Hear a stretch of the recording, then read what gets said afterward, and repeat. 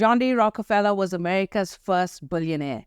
In fact, he was very savvy on using financial structures and financial products to solidify his wealth and build generational wealth. So in this video, I'm going to unpack the Rockefeller Method, and I'm going to give you the South African blueprint of what you can do to secure your generational wealth using the Rockefeller Method. Hi, my name is Yolanda. I'm a wealth advisor, and it is my goal on this platform to give you easy, actionable tips, content, and strategies that you can use to manage money well, to live abundantly, and build generational wealth.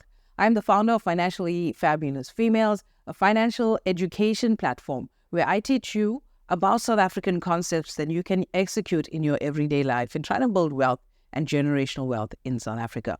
I am also the director of Solomon Wealth Management.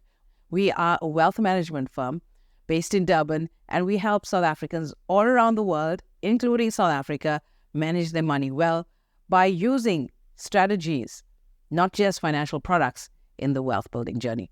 If you want to chat with me one-on-one, click the link down below.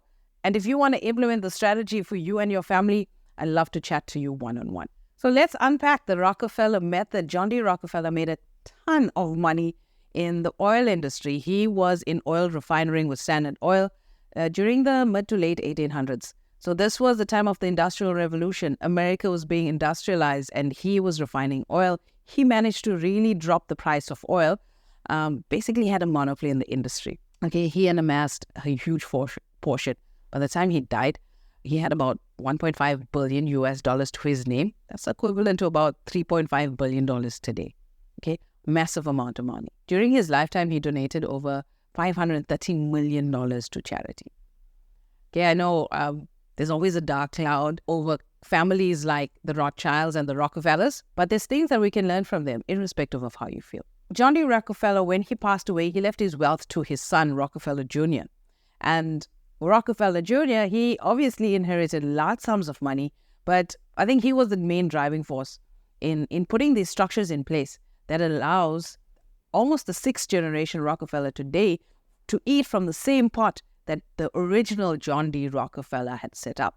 So it does go to show the money moves that you make today, your children, grandchildren, and even 4 or 5 generations down the line will be eating from. So if there's nothing to eat, a lot of it has to do with the actions that you take in your lifetime. So what Rockefeller Jr. did, he set up this concept of the family bank, driven by the family office. So the family bank is the funding structure. I know you think it's pretty easy. They have like $1.5 billion to do it. But how are they eating $1.5 billion today? There's a lot of savviness that went into it. Families like the Vanderbilts, very similar setup to the Rockefellers during the same time. In 2-3 generations, their wealth was gone. And why their wealth was gone is they failed to do what Rockefeller Jr. did, was keep their money together. So Rockefeller Jr. used a series of trust and financial products to set up the family bank that financed people's education, that financed their philanthropic activities, that financed businesses. Okay, and he used trust to do that, and he used life insurance to do it. And I'm going to show you how that works today. One of the biggest drivers of the Rockefeller Method is the family office. The family office is a group of expert individuals in their very respective industries. People like attorneys, tax attorneys, estate planning attorneys, financial advisors, investment advisors, insurance people, because insurance people were the biggest funders of the whole Rockefeller Method to keep this money cycling generation after generation. So how can you use this in your day-to-day wealth planning? Have people on your team. I know it can be expensive, but when it comes to really critical things like estate planning, it's worth paying a lawyer to go and get advice. Struggling with taxes, it's worth paying a tax advisor to go and get advice. And if you don't like the numbers, let them do it for you. And if you have no idea about the financial products that you can use to bolster your wealth in the country, speak to a financial advisor. All right, it's not hard to do. It's just a matter of sitting down, writing your plan together. You don't have to know everything. You just need to know who to talk to. The Rockefellers were very good at showing us how to pass on generational wealth and to have that wealth circulating generation after generation. But what we don't see, the tangibles that we don't see, is something called human life value assets. Those are things like your drive, your ambition, your compassion, your education. You can't put monetary value to those kind of things. And in essence, it's the human life value asset that drive your wealth building journey. And I know in South Africa, we have the big income gap that's always being talked about. Politicians milk that as much as they can. And politicians' solutions to the wealth income gap in South Africa is jobs and redistribution and centralized control of everything from education to healthcare. And the whole shift is happening now. But there's no focus on the human life value assets, the strong family structure, your drive, your ambition. What are you chasing money for? I mean, we live in such a materialistic way in South Africa.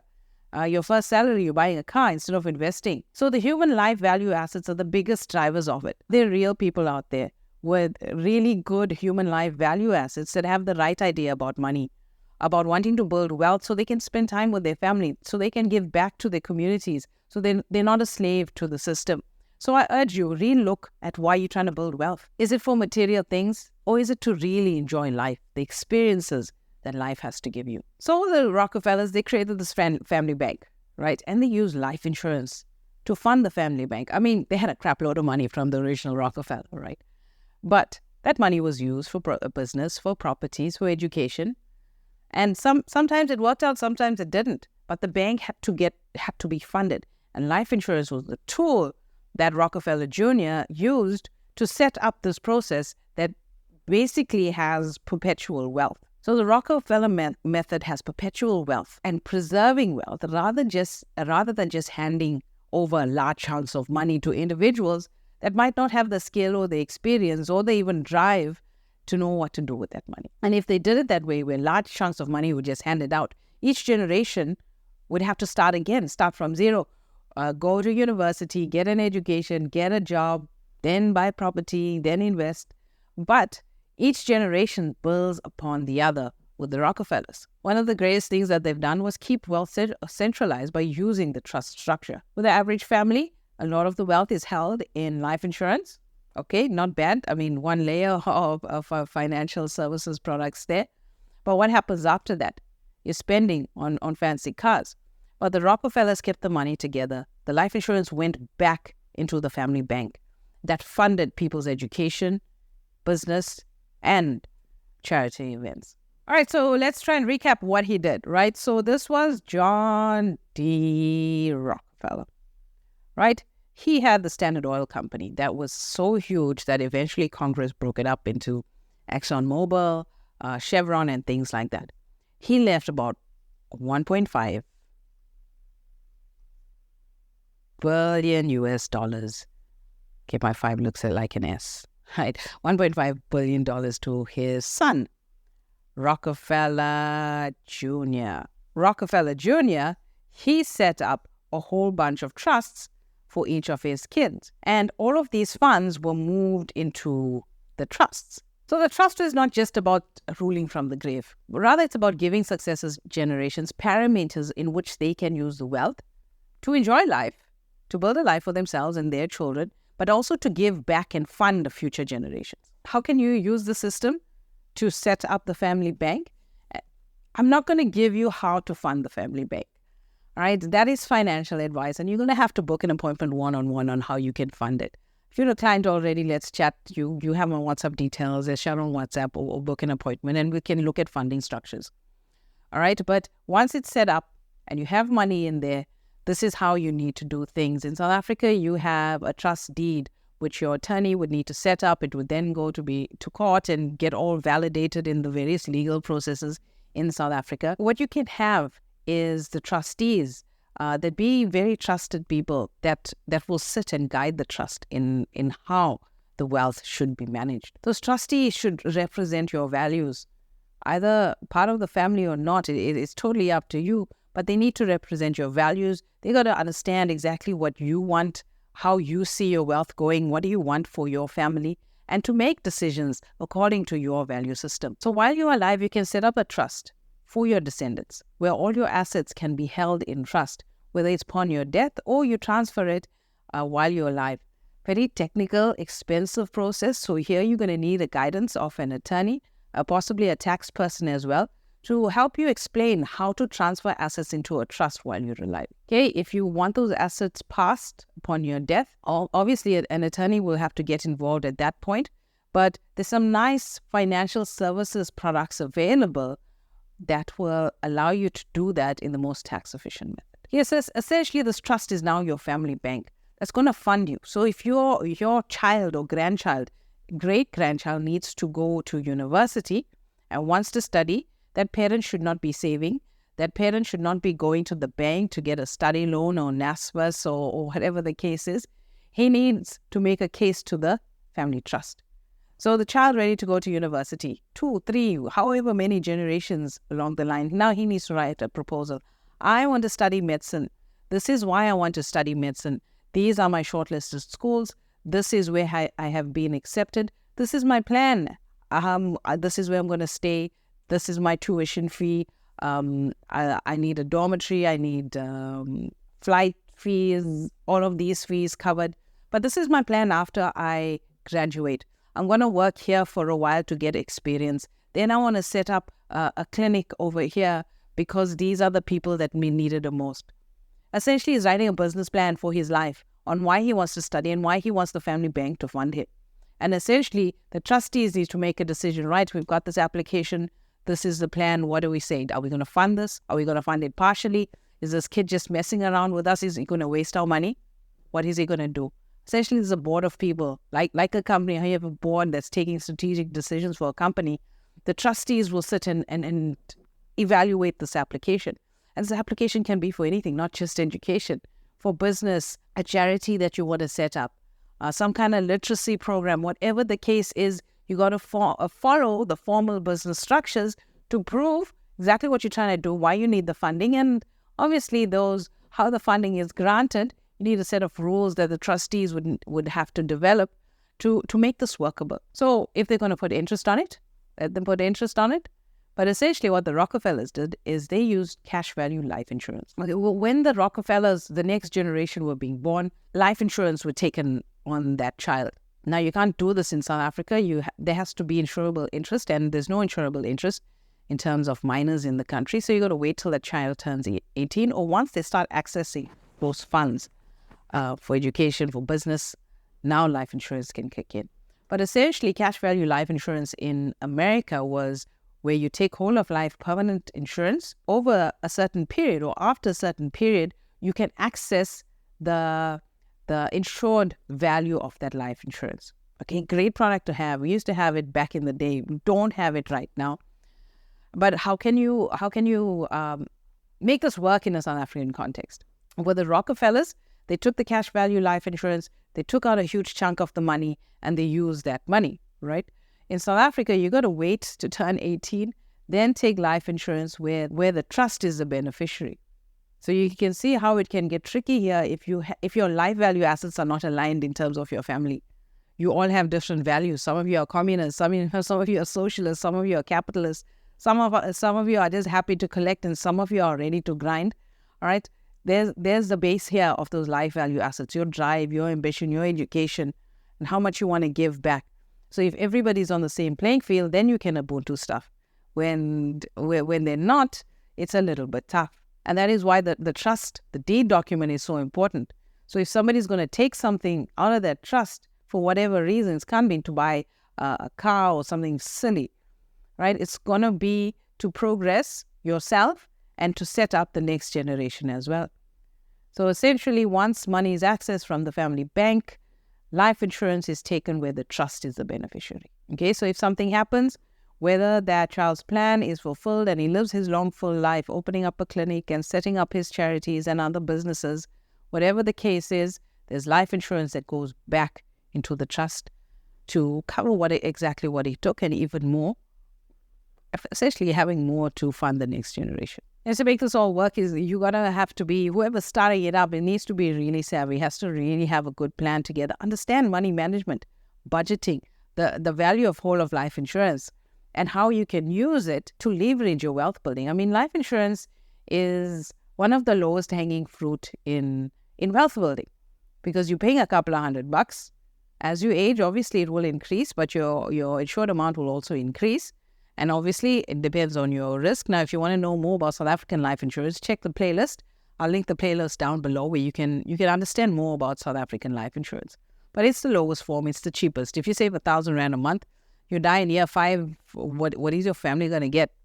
90,000 Rands if you're lucky. Whereas if you start paying your couple of 500, 600 Rand a month life insurance, if you die in year 5, there's millions going into the family.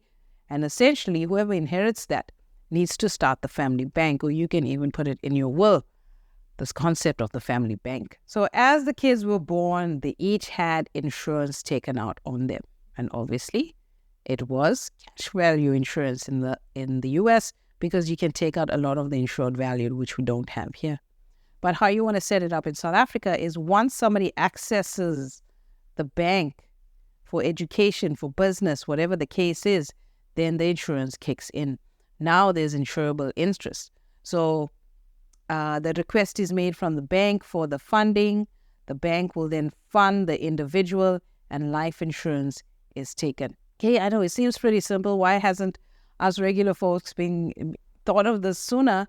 But as this is just a bird's eye view exactly of how it goes. But know that in each step here, there's hundreds and hundreds of processes and structures that you need to put in place to make it work. Okay, it's going to cost you some money as well. Setting up of the trust, maintenance of the trust, the tax people. You're going to understand the taxes in South Africa about the trust. It's not as easy as it is in the United States, as complicated as things are in the United States. It's not as easy here because a lot of the tax shields are slowly being stripped away by government. That in a nutshell is the Rockefeller Method. But how can we do it in the South African perspective, right? This is South Africa. So this is you. You're looking happy now because I gave you some really great wealth building strategy, right? So you are on this wealth building journey, all right? Whether you want to build wealth for yourself, then obviously this is not the method for you. But if you're somebody who's looking for generational wealth, then this is what you're doing. You have your job. Maybe you have a side hustle. Maybe you start investing. Maybe you have some property. I don't know. Life still early days, right? Eventually, either in your lifetime or when you pass away, you set up the trust. The trust now becomes your family bank. This can happen in your lifetime or when you pass. So your assets would flow into the trust. If you already have a trust and looking for ways for funding, you can book an appointment or speak to your financial advisor. How you can fund the trust today, or not today, maybe in a shorter time period. Maybe you have a couple of babies, right? You have some children, all right, they want to study, they borrow from here. Then the trust would then take out insurance, life insurance on them. So while they're busy building their empire, getting their education, building their business, doing their charity work, something happens to them, the funds go back to the trust to fund the other kids who will obviously then have their own kids. And they're all doing the same method of the family bank, right? The bank is doing what? It's funding education. It is funding business. It's doing charity. And who's running the trust?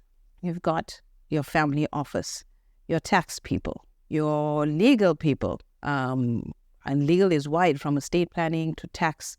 In some cases, you can have the attorneys that work with marital regimes and things like that. I don't know how the legal field works. Maybe if you're a lawyer, let us know in the comments how that would work.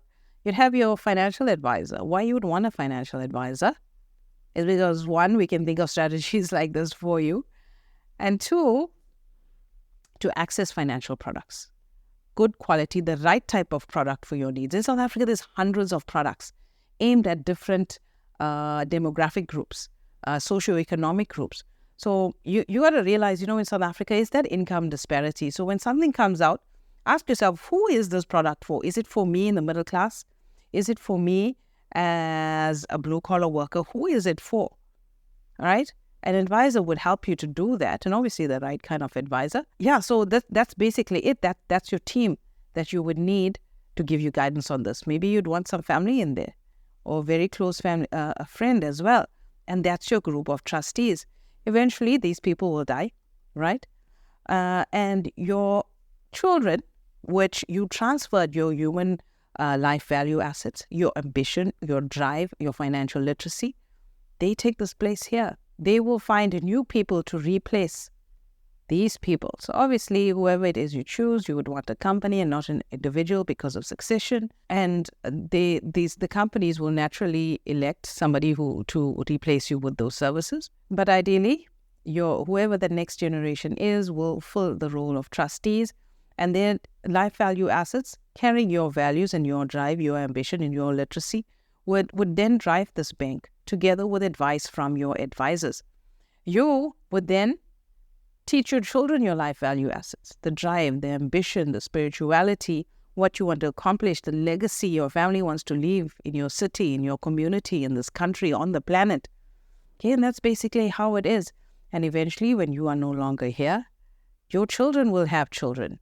And your children will then pass on their life value assets. And basically, that's how it is. When you pass away, you fund the bank. When your children pass away, they fund the bank. And that's basically it. All right, that's the South African blueprint of the Rockefeller Method.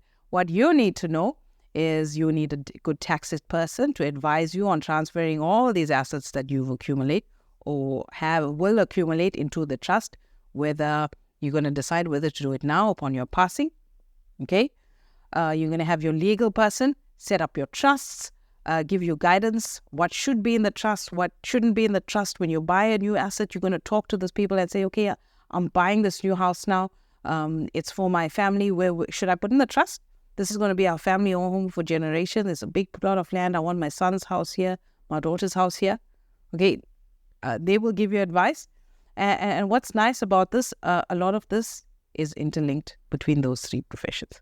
And they're going to work together with your team to drive your family bank. This is the family office that runs the family bank. Okay, a lot of stuff happened there. I hope it makes sense. All right, maybe I'll come up with a cleaner version with a lot neater handwriting. So this is it. It's the South African blueprint of the Rockefeller Method. Hundreds of processes and structures in between. This is just a bird's eye view. If you want this for your family and your future generations, I'd love to help you set it up. Click the link where you're watching this video and we can chat one-on-one. Be sure to check out this video here. It's going to give you more insight into South African financial services.